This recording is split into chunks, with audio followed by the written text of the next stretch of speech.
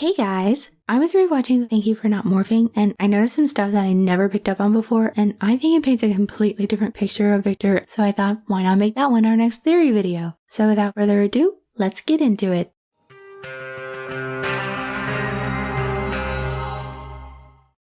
So in this episode, the sisters' long-lost father, Victor, comes back after having abandoned them 20 years ago, claiming he wants to reconnect. But when someone breaks into their home and tries to steal the Book of Shadows, Prue believes the timing is a little bit too suspicious to be a coincidence. Dad? Look, just think about it. The moment he shows up, someone makes 2 attempts to grab the book. Coincidence? I think not. Who admits to wanting the book, but claims it's only because he wants to protect them from the danger it will bring. I am after the book. That's exactly the reason why I came back. But not for the reasons you would like to believe. That book is a magnet for evil. As long as you have it, as long as you use it, you're in danger. And even though it turns out that their new neighbors are actually shapeshifters and they were the ones after the book and are subsequently vanquished, after watching the episode again, I personally think Prue was right on the mark when she accused Victor, and I actually think that Victor was the one who set the whole thing up in the first place. I mean, it's obvious that he and the shapeshifters know each other. We still have Victor. Where have you been? How did you get in here? And that they both came to San Francisco around the same time to try and steal the Book of Shadows. That's why I want that damn book. Once we possess the book, we get its powers. We weaken theirs, and they're easy prey. But the question remained, why? Why would he help the shapeshifters? Why would he set his own daughters up? It never made sense to me because I couldn't figure out what was in it for him. Until I rewatched the episode again and I caught this. I don't understand. If you can afford a spread like this, why didn't you help out when Grams died? We actually could have used it then. Give him a chance, Prue. Dad's explained. The money, all this, it's new. He did it for the money. It's established in the episode that all of Victor's wealth is new. Very new. As in, he suddenly got rich in the past 6 months new. Because it was only after Grams died that he received this sudden windfall, but we're never told where he got it. You mean to tell me he went his whole life as a regular Joe, and suddenly, after his magical daughter's grandmother passes away, he's not only suddenly rich out of nowhere, but he also shows back up after 20 years wanting their Book of Shadows, and there's nothing suspicious about it. No ulterior motive. I'm not buying it. And I also don't think it's the first time he pulled something sus either, because it's also established in the episode that not only did Grams cut him out of the family, literally. And this one used to be a 5x7 when I was still in it. I think Grams cut you out. But she also made sure that her granddaughters knew that they couldn't trust him. I battled with your grandmother after your mom died. Grams always told us he was a threat to us. There's no reason to think that that's changed. So what if, after Patty died, Victor tried to pull something and that was the reason Grams banished him from the family and cast a spell to keep him away? But when she died, whatever spell she'd cast on him was broken and Victor was now free to do as he pleased. So he sought out some shapeshifters who obviously had money, considering they were able to buy a manor house in the San Francisco area and restore it just so they could be closer to the book and watch the sisters. Marshall, the place looks great. Thank you. We're mostly just restoring it. I didn't want to change it. So yeah, definitely sounds like they had their fair share of disposable income, and Victor wanted some of that, so he made a deal. You make me a wealthy man, and I'll help you get the one that money can't buy, the Book of Shadows. So they made him rich, and in exchange, he told them everything he could remember about the book, the house, and his daughters, and they came to town to try and steal it. But actually getting the book proved to be harder than they thought, and wouldn't you know, that's when Victor showed up, also with the intent of stealing the book. What a coinky-dink. Victor can claim he was doing it for their sake all he wants, but none of the evidence supports that theory. Especially since he clearly knew that there were shapeshifters after them, but he couldn't be bothered to inform them of that until he was being threatened by them. Then suddenly it was a big deal. So yeah, their safety was clearly not his priority. I'm telling you, he thought he could take the money, tell them what he knows, and then bounce, but they weren't gonna let him get away that easily. They always manage to find me. Hello, Victor. Where have you been?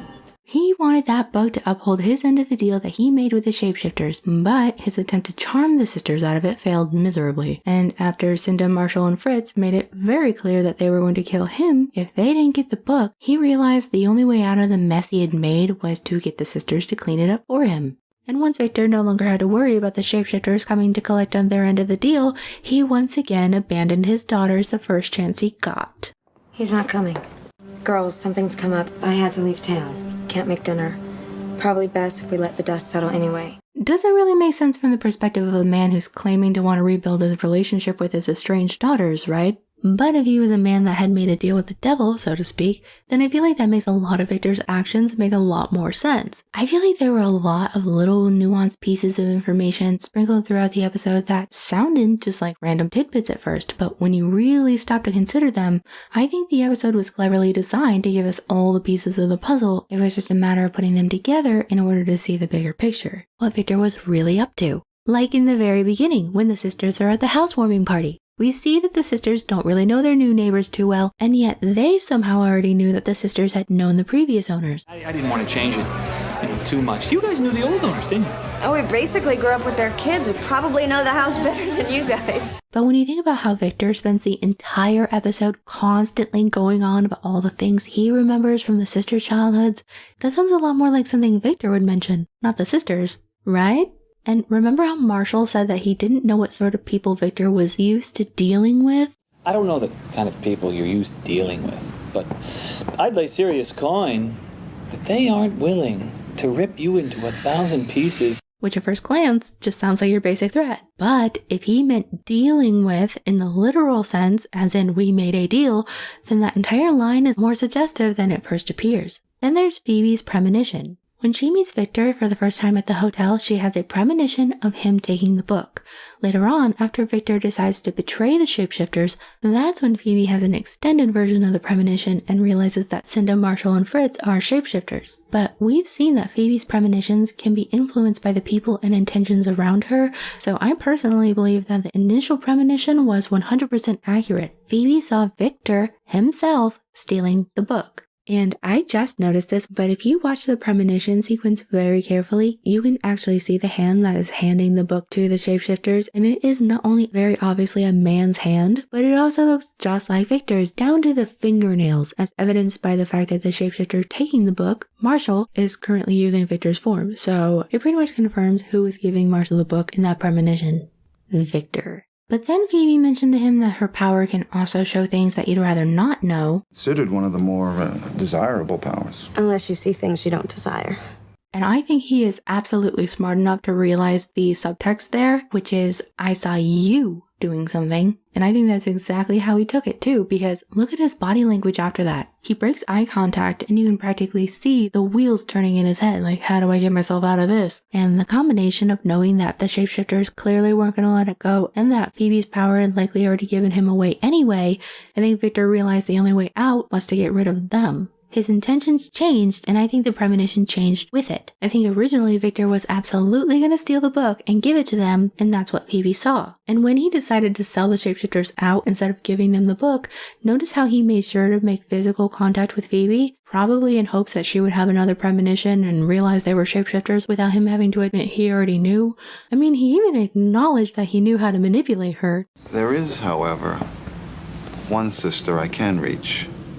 Phoebe. I just don't think Cinda, Marshall, and Fritz realized what he was going to get her to do. What's the matter? Don't you trust me?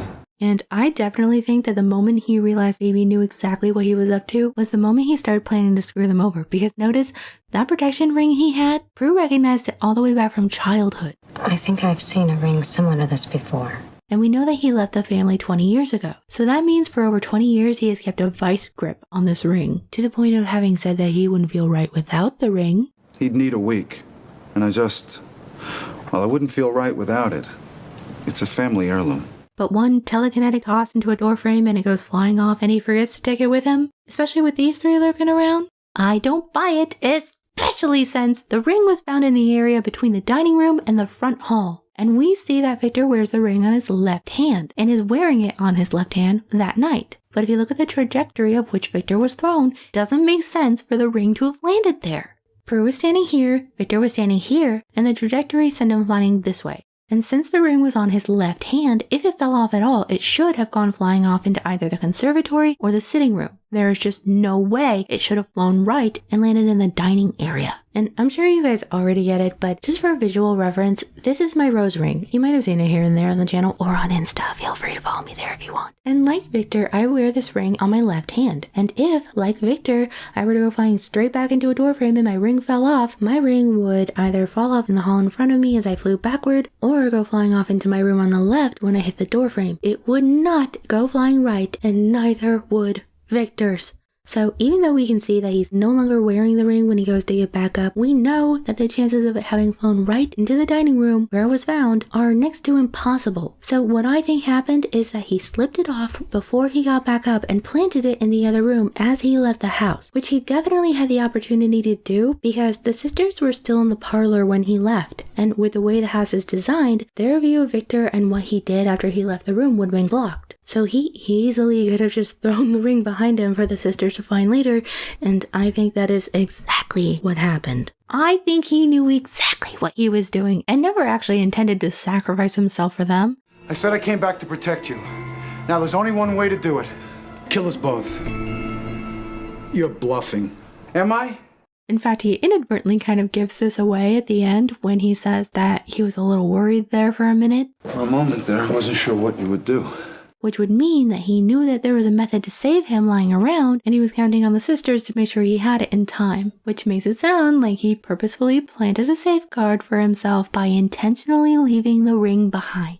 And, ooh, it's just infuriating to think that this man had the audacity to abandon his 3 children, sell them out to make himself rich, manipulate them into cleaning up his mess, and the minute that's done, he abandons them once again. I mean, I know that they retooled Victor's character later on in the series to make him less of a monster, and even then he still tries to take advantage of his daughters and their powers. All right, I confess, I brought you out here hoping maybe you could give me a little bit of your help. I just didn't know how to ask. Magical help, Dad? Well, this place seemed like such a good investment. But I could just never bring myself to like him. I always thought he acted pretty entitled and arrogant for someone allegedly looking for forgiveness, but apparently expensive dinners, fancy hotels, nice suits, massages, and all that meant more to him than his own darn family. His children! I can't get over it. And I'll tell you what, I completely understand why Grams did not want this man anywhere near them. But hey, that's just me. I tend to lean on the cynical side anyway. My default setting is suspicious. But yeah, anyway, that is my take on Victor, particularly in Thank You for Not Morphing. But what about you? What do you think of Victor? Do you think he was setting them up? Do you think there was something to that Pat Boone reference in the episode? Well, it's not a big deal. We checked the house, and nothing is missing except my Pat Boone Christmas CD. Maybe I'm just reading way too much into it, but to me it just felt a little bit too specific to just be a throwaway line, especially since the video Victor leaves them in the end is a Christmas video, and I'm really starting to wonder if everything was connected. But yes, that is the end of the video, my loves. My deepest apologies if you end up hearing any planes or cars, because it felt like every single one in the vicinity decided to drive by or fly over while I was trying to... Oh, and of course, now there's a dog. Alright, I need to go because clearly this recording is cursed. As always, thank you so much for watching, and I hope you have a wonderful day or night wherever you are. Bye-bye.